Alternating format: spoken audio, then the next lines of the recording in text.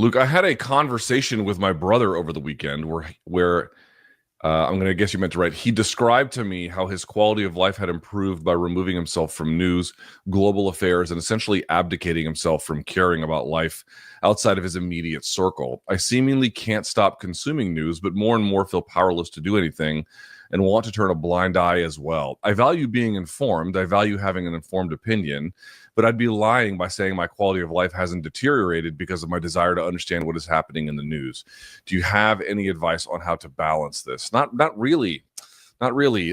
There is obviously, it doesn't really matter. This is true across the board. It doesn't really matter what kind of partisan valence there is to your news consumption, whether or not it is predominantly left or right wing. It doesn't matter. Most of all the news has a negativity bias. And it is an overexposure to news is bad for your mental health. It simply is. There's vast amounts of evidence to substantiate this claim. Just anecdotally, my wife was looking at my Twitter feed, like who I follow.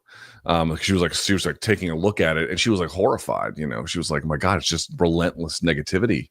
And and I was like, if you care about certain causes and those causes are having a bit of a historical moment of extraordinary pain and suffering, like, for example, Palestinian causes, that's just the way that it's going to look. But I think it's a very simple litmus test. If you feel like your mental health is deteriorating, then there's, it's going to be very, very difficult unless you have a certain kind of job or, I don't know, mission in life or something.